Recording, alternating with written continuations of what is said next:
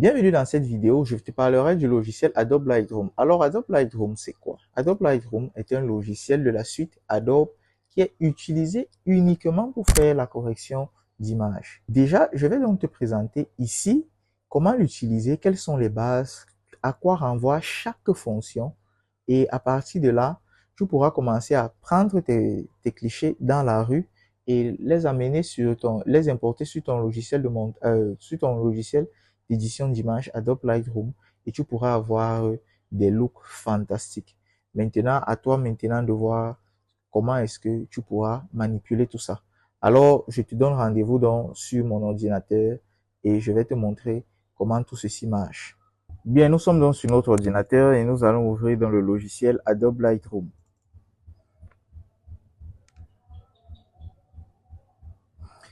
De base, quand vous ouvrez le logiciel dans Adobe Lightroom, vous avez ceci. On dit catalogue Lightroom introuvable. C'est parce qu'il n'y a pas un fichier Lightroom déjà défini. Ça veut dire que vous devez soit chercher un dossier Lightroom, soit vous devez en créer un. Bien, vu que nous n'en avons même pas déjà sur la plupart de nos disques, nous allons donc créer un catalogue par défaut. Ok, dès que le catalogue par défaut sera créé, on va donc se rendre sur le logiciel. Voici donc le logiciel qui s'est ouvert. Alors, je vais vous expliquer comme ça en maxi 25 à 30 minutes comment fonctionne le logiciel, les différentes fonctionnalités, quelques fonctionnalités déjà qui pourront vous aider à travailler sur le logiciel, ainsi de suite. Bien, nous allons voir donc plusieurs compartiments ici. Comment importer une photo, comment la traiter, comment l'exporter. Nous allons voir donc les fonctionnalités qui nous permettent de traiter la photo. Nous allons voir la partie d'édition. Nous allons voir comment recadrer une photo, comment les différentes fonctionnalités de masque. Bien. Premièrement, pour importer une photo, vous voyez ici, on a un message, aucune photo sélectionnée. Nous allons déjà d'abord aller dans la bibliothèque. Dès que nous sommes donc sur la bibliothèque, il y a un message qui s'affiche et c'est cliquez sur le bouton importer pour commencer. Alors, voici donc notre bouton importer qui se trouve à ce niveau-ci. Je vais donc cliquer sur importer. Je vais donc aller sur ma carte iOS Digital qui est insérée sur mon ordinateur où j'ai toute une panoplie d'images. Je vais donc cliquer à ce niveau-ci. Je vais donc sélectionner, voici donc une panoplie d'images que j'ai ici. Ça fait 434 photos comme vous voyez affichées là. Bien. Ce que je vais commencer déjà par faire, ce serait déjà d'abord de désélectionner toutes ces photos pour pouvoir sélectionner. Je désélectionne tout et je commence donc à sélectionner les photos que je veux en fonction des différents travaux que je vais pouvoir faire. Bien.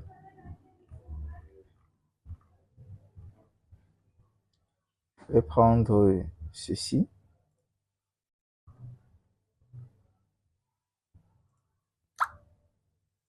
Ok, je crois que ça va faire 4 images. Et je vais venir ici maintenant et je vais cliquer sur importer.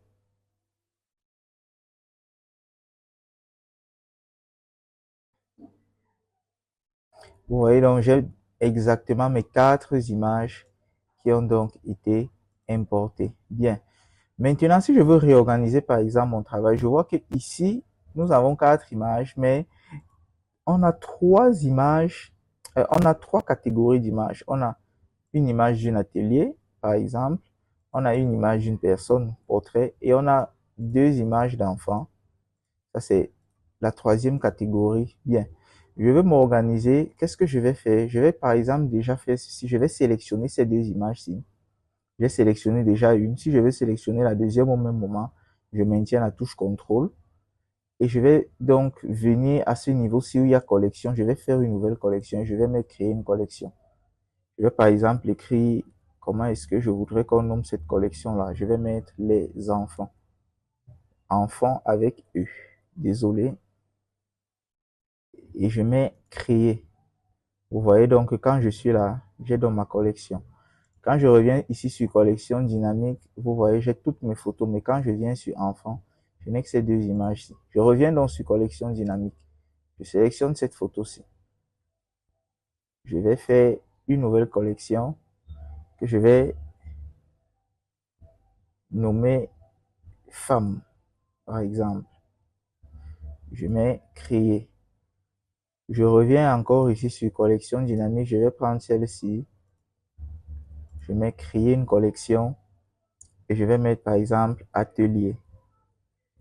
Alors là, vous avez vu comment est-ce que nous pouvons organiser notre travail. Je vous conseille de faire souvent ça quand vous avez plusieurs images au même moment. En fait, dans une collection, on peut mettre une infinité d'images. On peut même mettre 1 million d'images dans une seule collection. Je mets donc créer. Et déjà, vous devez savoir qu'on peut créer des collections. On peut créer une collection dans la collection. Bien, je reviens donc sur collection dynamique. Maintenant, ce que je vais faire, c'est aller sur développement, sur la partie développement, parce que là, nous étions sur bibliothèque. En fait, c'est sur développement que tout va se passer. C'est sur développement que nous allons traiter exactement toutes nos images. Bien, je pars donc ici dans développement.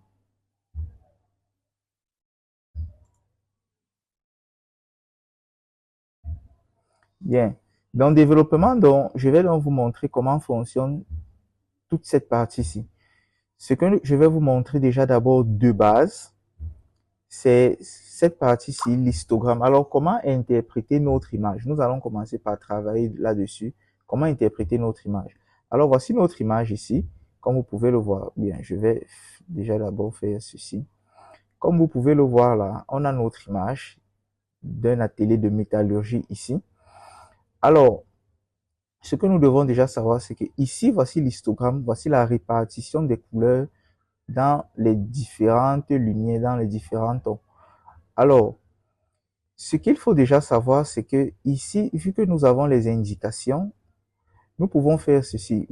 Nous pouvons déjà savoir à quel niveau est-ce que notre image a été sous-exposée et à quel niveau notre image est surexposée.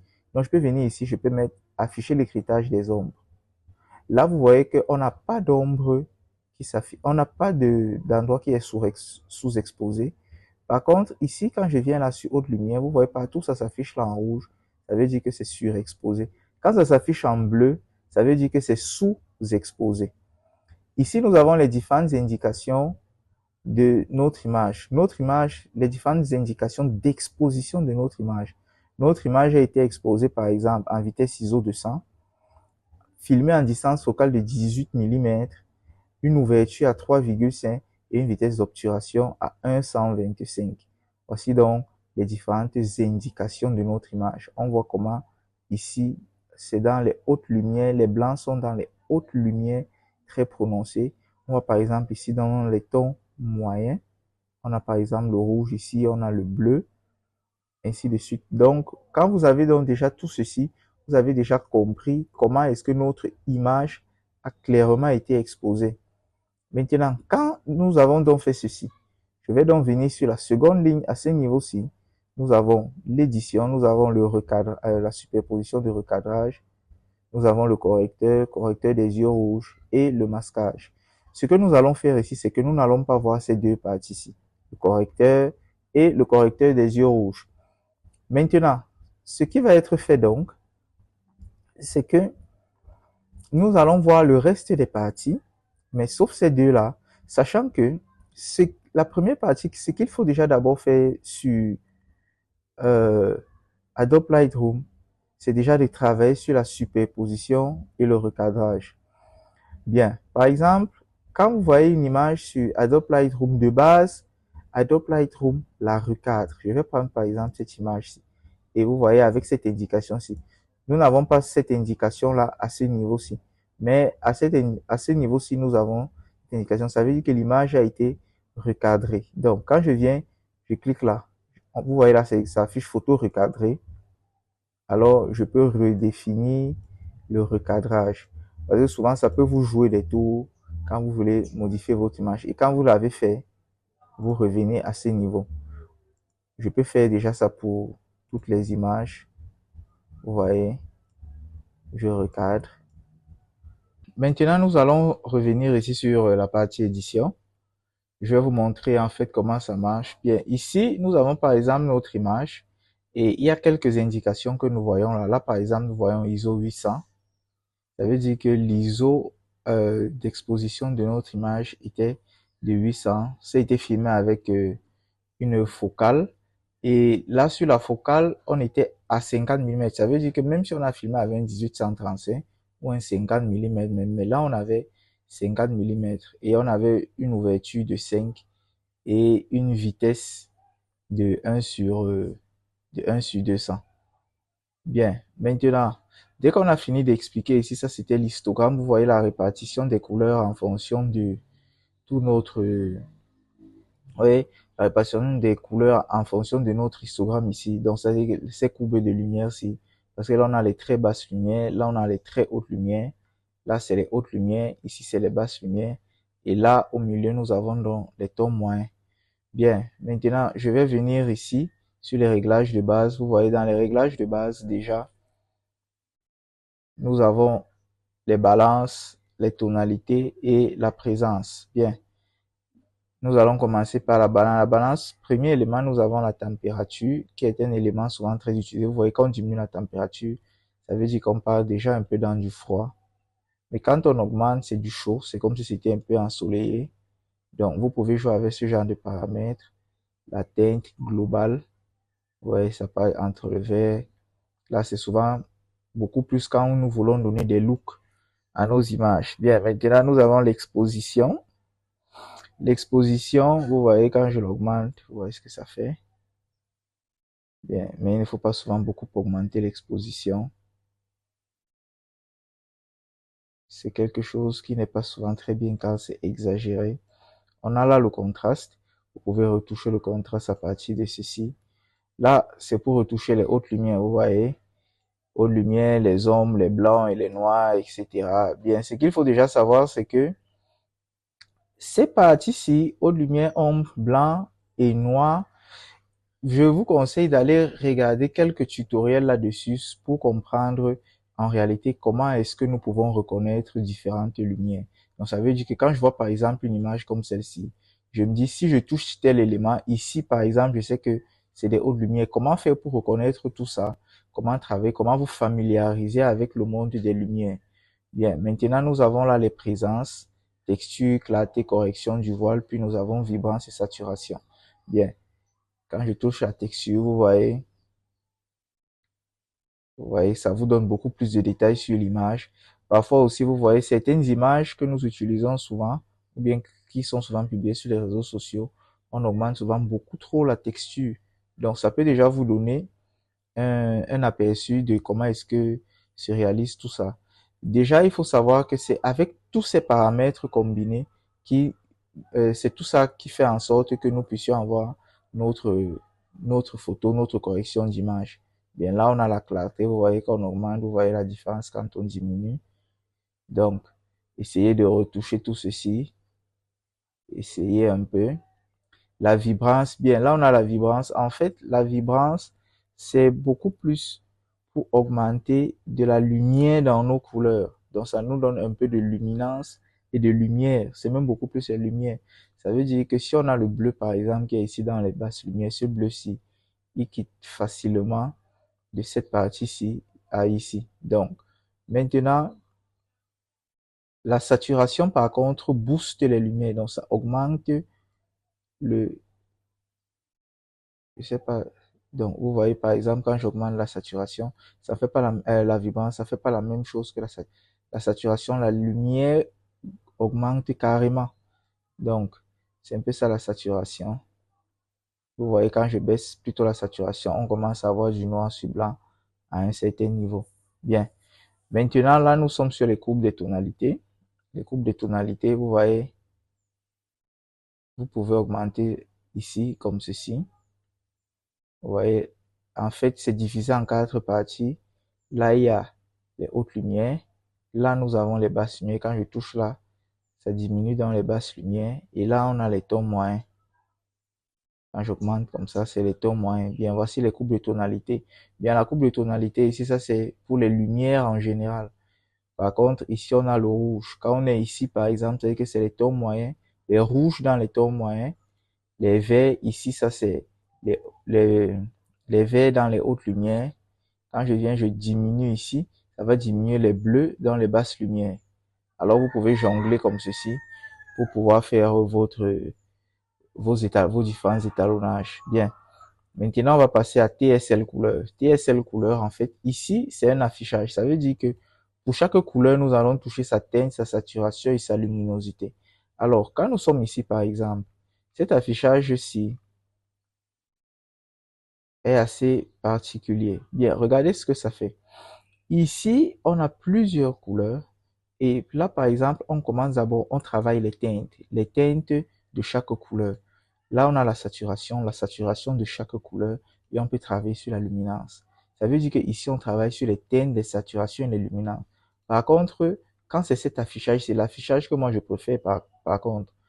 Ici, par contre, on travaille sur les couleurs. Ça veut dire que quand je choisis une couleur, je peux travailler donc sur sa teinte, sa saturation et sa luminance. Donc, on travaille d'une couleur à une autre. On modifie une couleur à une autre. Or, de l'autre côté, on modifie les teintes, les saturations, les luminosités et pour toutes les couleurs au même moment. Donc, moi, je préfère beaucoup plus cette couleur. Ça veut dire que quand je vais travailler sur un rouge, je choisis mon rouge et je fais des modifications bien. Je vais venir, par exemple, ici. Je vais prendre le bleu. Vous voyez que là, le bleu, si j'augmente la saturation, vous voyez que c'est augmenté. Vous voyez la luminance. Si je la diminue, vous voyez comment ça se passe. Par contre, si je touche la teinte, vous voyez comment la teinte commence à être modifiée. Vous voyez un peu. C'est en fait ça le bleu. OK. C'est en fait comme ça que ça se passe. Bien, maintenant, je viens donc ici sur le color grading. En fait, le color grading, comme je vous disais tout à l'heure, essayez de revoir un peu vos cours sur les tons moyens, les ombres et les hautes lumières. Donc, essayez de vous familiariser avec les lumières. Ici, nous avons aussi plusieurs affichages. Ça veut dire que ici, nous pouvons directement travailler sur les tons moyens, les ombres et les hautes lumières. Et on a les paramètres de fusion et de balance ici. Ça, c'est pour tous les trois paramètres au même moment. Mais si je ne veux pas travailler comme ceci, je peux venir ici. Je travaille uniquement dans les ombres. Je traite mes ombres. Vous voyez, quand je viens là, je traite mes ombres, j'amène mes ombres vers les verts. Je peux venir ici, je traite mes tons moyens à part. Je traite mes hautes lumières à part. Et là, je peux traiter le global. Donc, vous voyez que je viens là, par exemple, je traite le global. Ça, c'est la luminosité globale sur mon image. Je peux accentuer là. Je peux faire comme ceci. OK. Là, c'est beaucoup plus quand nous allons travailler sur les looks. Parce que ça va nous aider à rectifier nos looks. Bien, là, nous sommes donc sur les détails. Je vais venir, par exemple, je reviens, par exemple, ici. Vous voyez, là, par exemple, je peux venir, je clique ici et je redéfinis la zone. Donc, là, c'est quand nous voulons travailler réellement sur les peaux. Là, on peut faire ceci. On veut travailler sur la peau. Par exemple, je diminue là. Travaille sur le masquage. Quand nous voulons lisser, par exemple, nos peaux, je pense que ici, c'est l'endroit indiqué. Par exemple, vous voyez, quand je commence déjà à toucher là, la peau se lisse un peu toute seule là. Je travaille là sur les détails. Je gère là, par exemple. Alors là, voilà un peu les détails. Je reviens là sur correction de l'objectif. Ici, il y a d'autres paramètres aussi que vous allez regarder. Vous allez vous-même essayer. Là, on a les transformations. Transformation, ça veut dire que oui, c'est tout cet ensemble de choses sur rotation, échelle et tout le reste. Bien, là, nous avons les effets. Ici, les effets, c'est principalement le vignettage et le grain. Donc, vous voyez, quand j'augmente là, on a un peu de grain. Si j'augmente la taille, j'augmente la cassure, vous verrez que votre image, certes, elle a quand même acquis assez de grain. Bien, donc là, c'est pour les effets. Et maintenant, sur le dernier élément donc, de cette partie-ci, c'est l'étalonnage. En fait, l'étalonnage ici, Les paramètres que nous pouvons corriger ici, c'est les ombres, les teintes pour nos ombres, les rouges primaires, teinte et saturation, les verts primaires et les bleus primaires. En réalité, vous savez que nous sommes ici sur le format RVB. Ça veut dire que nous pouvons retoucher leur couleur primaire dans les teintes et dans les saturations. Donc, vous pourrez faire un tour ici, vous touchez un peu et vous voyez un peu comment tout ceci, ça marche. Bien. Le dernier élément que je vais vous montrer ici, c'est le masquage. Bien. Le masquage, comment ça fonctionne en fait? Bien. Je suis à ce niveau-ci. Je vais sélectionner quelque chose. Je peux venir. Il y a plusieurs façons de sélectionner ici. Bien. Le premier élément que vous devez remarquer, c'est que Adobe Lightroom est un logiciel qui est doté d'une intelligence artificielle. Alors, cette intelligence artificielle, à quel moment est-ce que ça intervient? Regardez, par exemple, là, on a une personne. Vous voyez ici, il y a personne. Et là, on met détection de personne. Donc, c'est en train de travailler et le moment venu, ça aura sélectionné, ça aura trouvé la personne qui est sur notre image. S'il y a plusieurs personnes, ça va certainement sélectionner plusieurs personnes. Donc, là, maintenant, nous pouvons attendre. C'est-à-dire que si nous voulons sélectionner une personne, nous avons déjà une plus grosse facilité en venant cliquer là, par exemple, sur sujet. Bien. Maintenant, moi, je vais venir, par exemple, je vais sélectionner gamme de couleurs. Alors, ça, ce sera mon masque. Bien. Mon masque, gamme de couleurs. Vous voyez, dès que vous avez sélectionné gamme de couleurs, vous voyez, il y a déjà une pipette là. Et je sélectionne comme ceci. Et dès que vous aurez sélectionné, tout ceci va s'afficher en rouge. Je crois que là, nous sommes bons. Bien. Ce que nous allons faire, c'est que nous allons diminuer l'exposition à ce niveau-ci. Parce que comme vous avez pu voir, l'exposition était très élevée. Je vais diminuer l'exposition. OK. Vous voyez, ça c'était l'exposition au départ. Bon, voici maintenant ici ce qui s'affiche en rouge ici. Ce sont les parties qui ont été sélectionnées. Comme vous voyez là, afficher l'incrustation, j'ai préféré mettre le rouge. Parce que c'est une couleur assez flashy. Mais ce que vous aurez constaté, c'est que ça a sélectionné par exemple ici, la couleur. Et ça a aussi sélectionné la... Oh, moi par exemple, je voulais seulement sélectionner la peau parce que moi je voulais travailler sur la peau. Ce qu'il faut donc faire, c'est qu'on va recommencer cet étalonnage ici. Et la fonction que je peux venir mettre ici, je peux venir, je supprime, ou bien je peux venir ici, soustraire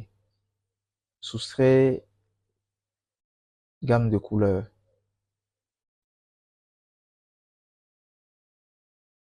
OK. Bon, mais moi, je vais plutôt supprimer mon masque pour ne pas m'encombrer. OK. Là, vous voyez, j'ai donc supprimé mon masque. Je vais revenir ici, je vais faire une autre sélection. Je vais sélectionner plutôt le sujet. Alors, comme vous avez pu voir là, ça a sélectionné le sujet. Bien, je vais diminuer un peu.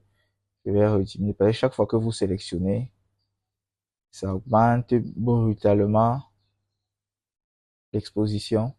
OK. Là, j'ai donc sélectionné mon sujet. Vous voyez comme ça s'affiche là. Maintenant, si je veux sélectionner donc uniquement la peau, ce que je voulais donc faire, c'est que je ne voulais plus sélectionner ici. Je voulais sélectionner mon sujet. Je sélectionne la peau de mon sujet. Voilà une option que je peux venir ajouter. Je mets intersection du masque avec gamme de couleurs. Dès que j'ai donc mis ça, ça veut dire que c'est sur ce sujet-ci que je vais sélectionner ma gamme de couleurs. Alors je reviens donc, je sélectionne la peau comme j'ai fait tout à l'heure. Et vous verrez donc comment ça marche. OK. Vous voyez donc que ça a été affiné ici. Ça n'a sélectionné que la peau et ça n'a pas sélectionné les parties qui étaient ici. Bien, je peux affiner tout ceci. Vous voyez que quand je fais comme ça n'a que pris, tout à l'heure, ça avait pris les cheveux et tout le, je peux donc commencer à, quand je voudrais donc modifier, je peux enlever ceci. Je peux donc commencer à travailler sur la peau. Je modifie la température, j'augmente là, ainsi de suite, ainsi de suite. Donc, comme vous pourrez le constater, j'ai donc fait deux ou trois. En fait, là maintenant, les réglages que j'applique ne s'appliqueront que sur visage. Bon, là, ce sont les réglages que j'ai fait comme ça aussi, à tout casser. Hein. Bien. Dès que j'ai terminé ça, je vais donc vous montrer la dernière option qui est présente sur Adobe Lightroom. Ça, c'est l'option la plus importante, certainement. Et c'est le copier-coller. Bien, je vais venir ici, par exemple, sur cette image-ci. Vous voyez, ces deux images-ci se ressemblent un peu. Bien, je vais appliquer quelques réglages ici, sur cette image-ci. Je reviens là sur la partie édition. OK. Je vais venir dans les réglages de base. Je vais essayer de diminuer un peu l'exposition, baisser dans les hautes lumières, les blancs aussi. J'augmente un peu les noirs, les ombres aussi. Je travaille sur le contraste. Alors là, je suis en train de corriger un peu mon image, grosso modo comme ça. Je mets un peu de vibrance. Je tue avec la saturation. Bien, voilà une petite modification d'image que j'ai eu à faire. Quand je viens ici, par exemple, vous voyez, c'est presque la même image, mais les modifications ne sont pas les mêmes. Donc, je vais revenir ici, par exemple. Vous voyez, je vais mettre copier. Alors, quand je copie ceci, vous voyez tout cet ensemble de paramètres sur lesquels on a travaillé. Tout cet ensemble de paramètres-ci, c'est ce que je vais copier. Alors, s'il y a des éléments qu'on veut ajouter, les éléments qui sont cochés là, ce sont les éléments sur lesquels on a travaillé, comme je vous disais. Mais s'il y avait d'autres éléments sur lesquels on avait travaillé, ça allait toujours s'afficher là en bleu. Or, s'il y a certains éléments que je veux copier et pas d'autres, je peux venir ici, je dis, je supprime plutôt la partie clarté. Donc, ça veut dire que quand je vais prendre pour copier, il n'y aura pas la clarté. Je ne vais pas copier le paramètre clarté. Mais je préfère copier. Si je veux enlever tous les réglages de base, je peux venir directement ici. Bien, je vais laisser ça et je vais mettre copier. Je vais donc venir sur cette image-ci. Vous voyez en un clic et je viens la coller. OK. Vous voyez que les images se ressemblent presque parce que ce sont les mêmes images exactement. Donc, vous voyez que si vous avez une cérémonie à filmer, vous pouvez faire directement ces modifications-ci très rapidement sans toutefois commencer à réétalonner toutes les images. Peut-être si vous avez 500 images, vous prenez une image par une. Or, vous modifiez une seule image et les 499 autres, vous faites juste du copier-coller. Bien, je pense que là, nous avons terminé et je vous conseillerais de vous abonner et d'activer la cloche de notification pour ne rien rater de mes prochains tutoriels. Merci.